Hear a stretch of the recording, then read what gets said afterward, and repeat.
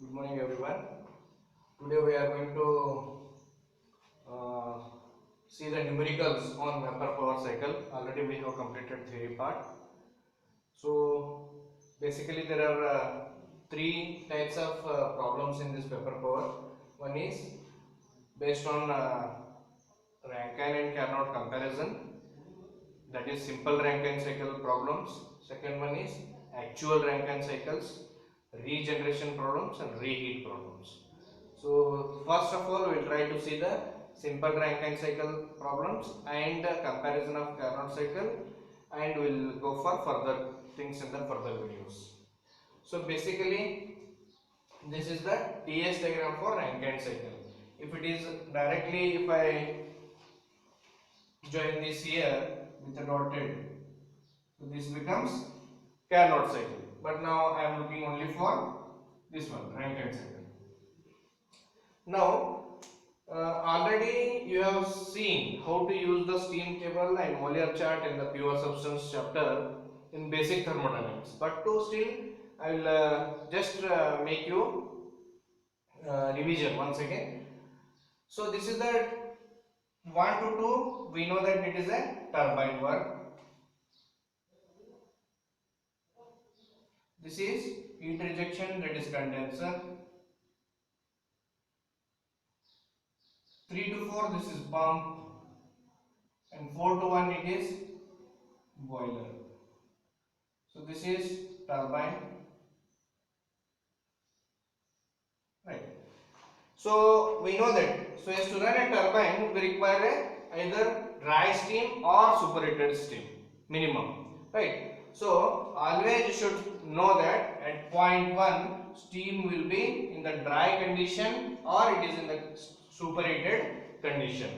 Suppose if I want to obtain, because all the formulas are based on enthalpy, at point 1 if I want to calculate what is H1, so directly at this pressure, that is at boiler pressure, that is PB, if it will be given, from that pressure you should directly calculate H1 is equal to Hg1 and S1 is equal to Sg1. These are all the available. Suppose if I want to find pressure at some 15 bar, you should see this pressure should be in the first column. So here 15 bar, somewhere here 15. So if I want to calculate this one, specific enthalpy at 15 bar Hg, it is 2792.2. Similarly, if I want to calculate Sg, it is 6.445. So Sg directly you can take the value from the steam table. And X relates to dryness fraction. Dryness fraction is, suppose I have some 90%, suppose dryness fraction is 90%, then what it says is 90% is vapor and 10% water particle, water moisture is available. So suppose it is 98% dryness fraction, that is 0.98 dryness fraction, then it is called as 98%. If in 100%, 98 is steam and 1 is vapor, that is moisture. Like that, if it is a dry steam, then X is equal to 1, means it is 100% steam, right? From at that point there is no need to consider X, because already it is 1. Suppose it is a superheated steam. At 1, if I have superheated steam, then directly again you can find out properties of superheated steam. Again at 15 bar, if you want 15 bar, right? Suppose if it is superheated, you will have to give the temperature at 15 bar 300 degrees Celsius. Then I should calculate Vg is 0.169, Hg is 3037.6 and Sg is 6.918. So this is how you need to take, or if you don't want, you can use the formula and calculate, but better to use steam tables. Steam tables better to use to find out superheated values, because directly when they are available, why should we calculate and find out the things? If and if necessary, then only calculate. So you understood at this point what will be the condition of fluid? It is in the dry or superheated. So if it is dry, then use this Hg.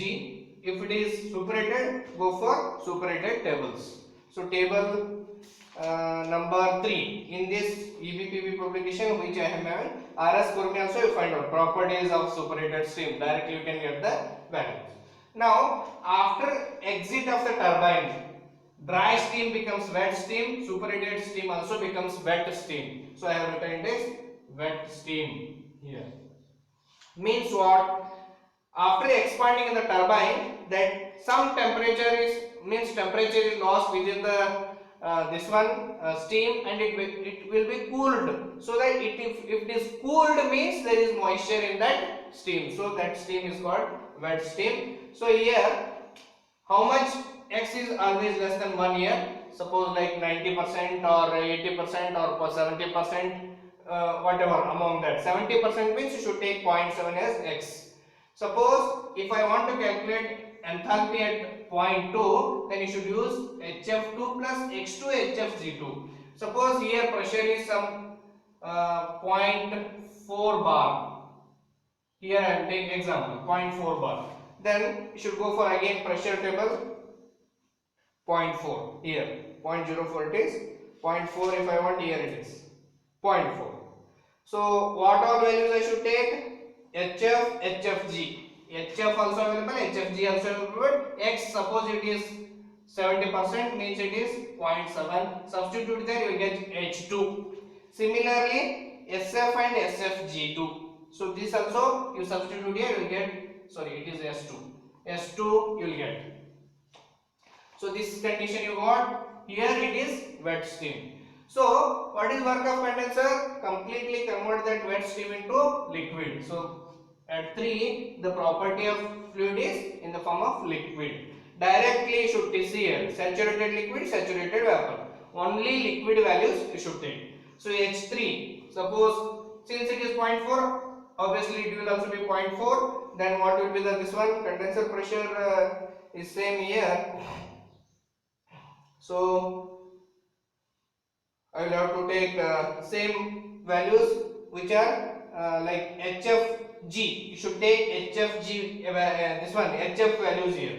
HF value at 3, HF value at 3. These values only will come here.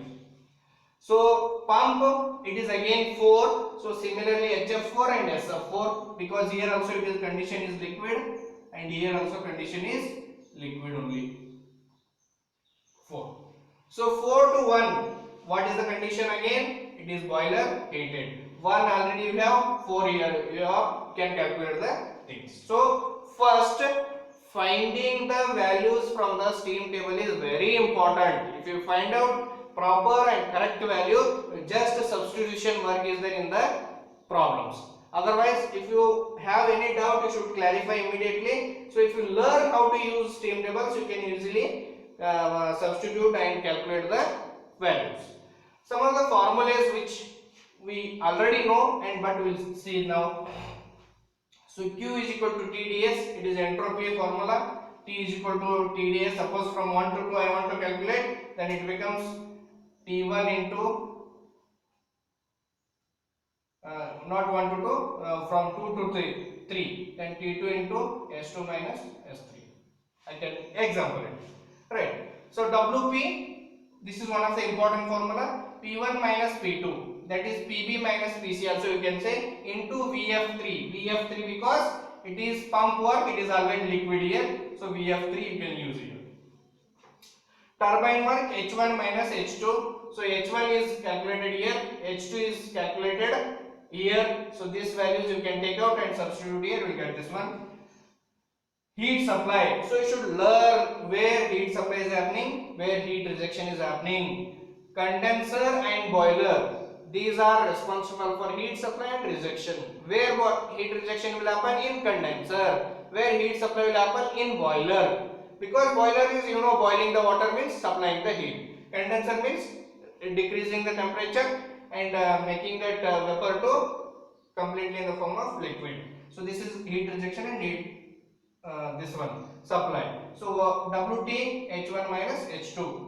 So H4, one more formula you can use, because we know that pump work is also H4 minus H3. So H4 minus H3 is equal to pump work. Like that, directly I can write here.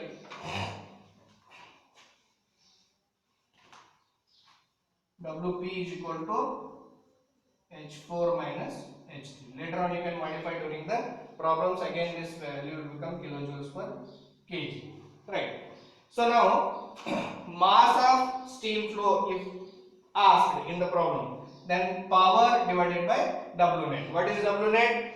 The turbine work minus pump work. W net you will get. This value should be in kilojoules per second or kilojoules per hour as it is asked in the problem or as it is requirement. SSC steam specific steam consumption if it is asked, this M divided by W net. Here there are some conditions. M should always be in kilojoules per hour, kg per hour, and W net should be in the form of kilowatt. So unit of SSC is kg per kilowatt hour. If it is in seconds, so you should multiply with 3600 so that you will get this unit. So these are the some basic formulas in the in solving numericals. Once again I will tell you, at condition 1 it will be dry steam or superheated steam. You should use these formulas. At 2 it will be in the form of wet steam, so you should use compulsorily, don't forget using X value here, because X value is important. Sometimes he will ask you to find out X value itself. So if you find out, tackle with this, other things are very easy directly from the steam tables and substituting here. He may ask you to find out efficiency, he may ask you to find out mass flow rate, he may ask you to find specific steam consumption. These are very important from the exam point of view for simple Rankine cycle and actual Rankine cycle. Right. Now we will see one small example.